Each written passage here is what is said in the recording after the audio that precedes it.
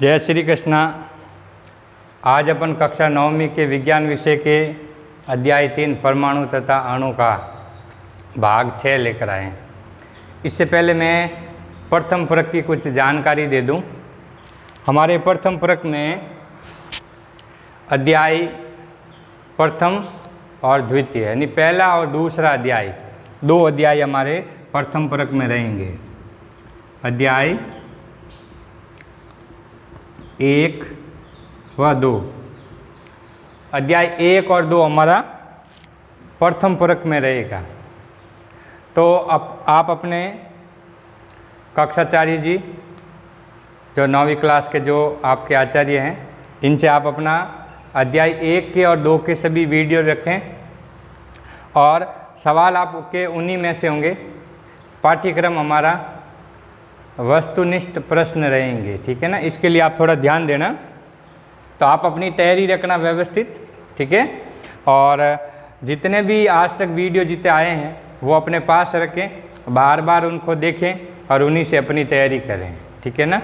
तो आप अध्याय 1 और 2 ये हमारा प्रथम परक में पाठ्यक्रम रहेगा। तो अपन आगे चलते हैं।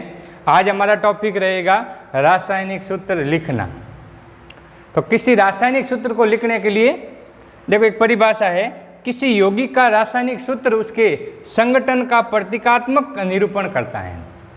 यानी कहने का मतलब ये है, किसी यौगिक का कोई रासायनिक सूत्र जब अपन लिखते हैं तो उसके प्रतीक चिन्हों को वो निरूपित करता है। जैसे देखो अपन ने लिखा है CaO, कैल्शियम ऑक्साइड, है ना, CaO।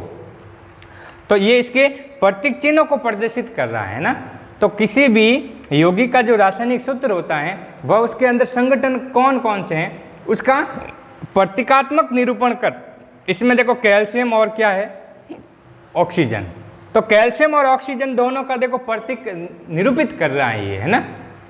अब हमारा संयोजकता की परिभाषा क्या है। तो किसी तत्व की संयोजन शक्ति को उसकी संयोजकता कहते हैं।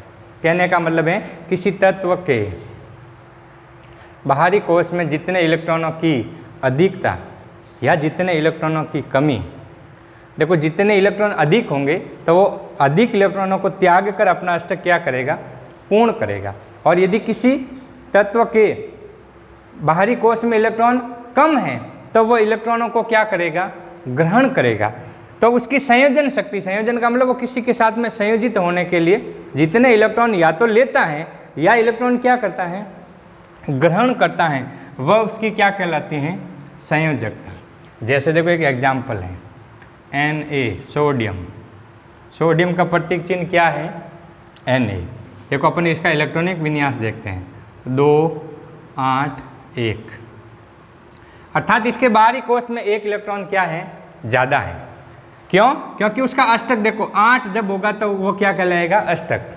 और कोई भी तत्व अपना स्थायित्व प्राप्त करने के लिए बाहरी कोश में कितने इलेक्ट्रॉन रखना चाहता है, 8 रखना चाहता है। सोडियम में देखो ये एक ज़्यादा है, यदि ये एक त्याग दें तो उसके पीछे अंतिम कोश में कितने रहेंगे, 8 रहेंगे। और 8 से उसका अष्टक क्या हो जाएगा, पूर्ण हो जाएगा। तो इसने एक इलेक्ट्रॉन त्यागा तो इसकी संयोजकता कितनी हो गई, इसकी संयोजकता हो जाएगी 1। कितनी हो गई, 1 हो जाएगी। जैसे इसी प्रकार से जैसे ऑक्सीजन है, ऑक्सीजन देखो आवर्त सारणी में आता है 8 नंबर पे, इलेक्ट्रॉनिक विन्यास है उसका 8 नंबर पे आ रहा है, इलेक्ट्रॉनिक विन्यास है उसके 2 और 6। तो देखो अपन को इसका इलेक्ट्रॉनिक विन्यास लिखने से अपन को पता चल गया कि इसके बाहरी कोश में 2 इलेक्ट्रॉनों की क्या है, कमी। क्यों? क्योंकि 8 से उसका क्या बनता है, अष्टक। यहाँ कितने हैं, 6। तो यदि ये किसी से 2 इलेक्ट्रॉन ले लें तो कितने हो जाएंगे, 8। तो इसकी संयोजकता कितनी हो गई, 2 हो गई। तो जो इलेक्ट्रॉन अपना अष्टक जो तत्व जो अपना अष्टक पूरा करने के लिए जितने इलेक्ट्रॉन लेता है या जितने इलेक्ट्रॉन त्यागता है वह उसकी क्या कहलाती है, संयोजकता कहलाती है। अब अपन आगे चलते हैं। रासायनिक सूत्रों को लिखते समय कुछ नियमों का पालन करना चाहिए। पहला नियम है देखो, आयन की संयोजकता और उसके आवेश हमेशा संतुलित होने चाहिए। यानी किसी भी कोई रासायनिक सूत्र लिखते हैं तो जो भी आयन काम में आ रहे हैं उसकी संयोजकता और उसका आवेश हमेशा संतुलित होना चाहिए, ये सबसे पहले ध्यान रखें। आगे अपन एग्जाम्पल पढ़ेंगे। दूसरा एग्जाम्पल है हमारा, जब एक यौगिक किसी धातु या अधातु के संयोग से निर्मित होता है तो धातु के नाम और उसके प्रतीक को रासायनिक सूत्र में पहले लिखते हैं। यानी जब भी आपको कोई रासायनिक सूत्र लिखना है तो रासायनिक सूत्रों में लिखने से सबसे पहले अपन धातु का नाम पहले रखते हैं, चाहे वो नाम में हो चाहे वो सूत्र में हो। जैसे देखो अपन ने ये लिखा है, क्या लिखा, CaO कैल्शियम ऑक्साइड। तो देखो यहाँ कैल्शियम एक क्या है, धातु है।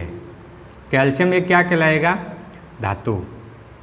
तो कैल्शियम धातु है तो धातु सबसे पहले आएगा। देखो नाम में भी पहले आ रहा है कैल्शियम ऑक्साइड, तो कैल्शियम, तो नाम और उसके सूत्र में धातु हमेशा पहले आएंगे, अधातु हमेशा बाद में आएंगे। तो देखो CaO कैल्शियम ऑक्साइड, तो ऑक्सीजन बाद में आया है, कैल्शियम पहले आया। क्यों? क्योंकि कैल्शियम एक धातु है, ऑक्सीजन एक क्या है, अधातु। तो दूसरा नियम है, जब एक यौगिक किसी धातु या अधातु के संयोग से निर्मित होता है तो धातु का नाम सदैव, यानी नाम और उसका प्रतीक सदैव और सदैव पहले और अधातु का नाम सदैव और सदैव बाद में आना चाहिए। उदाहरण के लिए कैल्शियम ऑक्साइड, देखो CaO, तो कैल्शियम एक धातु है तो नाम में पहले, सूत्र में भी पहले। ऑक्सीजन एक अधातु है तो नाम में बाद में और सूत्र में भी बाद में आया है। ऐसे कैसे, देखो अपन का ये एग्जाम्पल है, सोडियम क्लोराइड NaCl, तो Na एक सोडियम है, Cl यानी क्लोरीन एक क्या है, सॉरी सोडियम एक धातु है और क्लोरीन एक क्या है, अधातु। तो Na पहले आया और Cl बाद में आया। इसी प्रकार से देखो कॉपर ऑक्साइड CuO, तो कॉपर एक धातु है और ऑक्सीजन एक अधातु, तो कॉपर का नाम पहले, ऑक्सीजन का नाम बाद में। तो दूसरा नियम हमारा ये कहता है, जब भी कोई यौगिक धातु या अधातु से निर्मित होता है तो धातु का नाम सदैव पहले, अधातु का नाम सदैव बाद में। जैसे अपन ये लिख सकते हैं, जैसे लिखा है ना, अर्थात रासायनिक सूत्र में बाईं तरफ हमेशा धातु, बाईं और हमेशा, बाईं तरफ कौन रहेंगे, धातु रहेंगे, और दाईं तरफ हमेशा कौन रहेगा, अधातु। जैसे अपने ये लिखा ना, CaO ऑक्सीजन दाईं तरफ, कैल्शियम बाईं तरफ, दायां और बायां में ध्यान रखें। तो बाईं तरफ हमेशा धातु, दाईं तरफ हमेशा अधातु।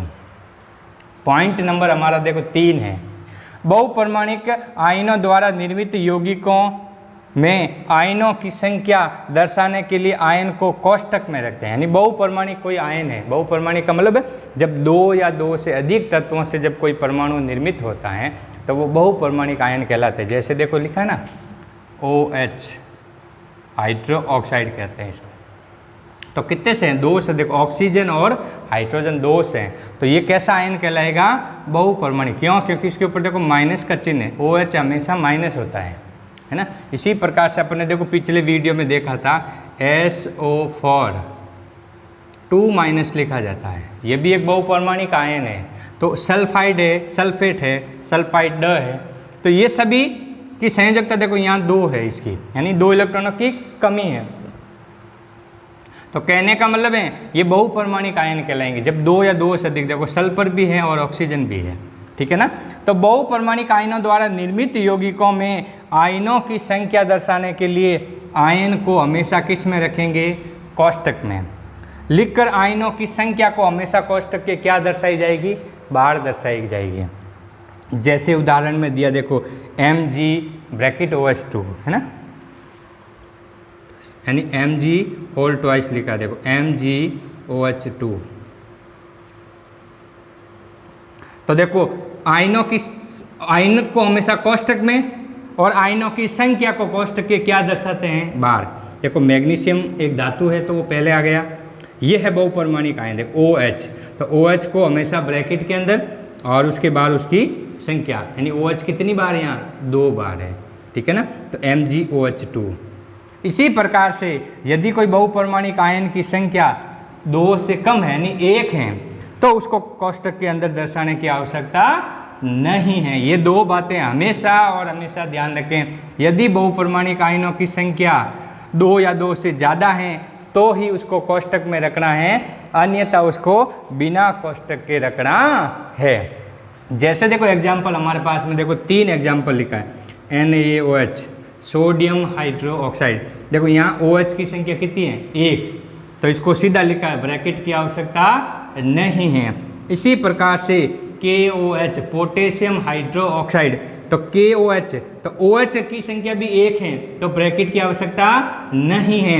इसी प्रकार से देखो NH4OH अमोनियम हाइड्रोक्साइड है, पोटेशियम हाइड्रोक्साइड है, सोडियम हाइड्रोक्साइड है, इसमें OH की संख्या कितनी है? 1, इसलिए अपन को ब्रैकेट की आवश्यकता नहीं है।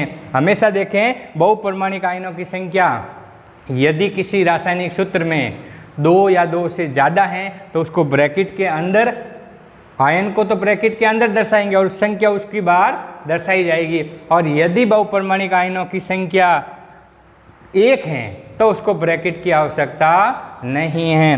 NaOH, KOH, NH4OH यानी सोडियम हाइड्रोक्साइड, पोटेशियम हाइड्रोक्साइड और अमोनियम हाइड्रोक्साइड, ये 3 सूत्र मैंने बताए जिसमें एक एक OH की संख्या है, इसलिए ब्रैकेट की आवश्यकता नहीं है। ठीक है ना। तो ये कुछ बातें हैं, रासायनिक सूत्रों को लिखने के कुछ नियम हैं।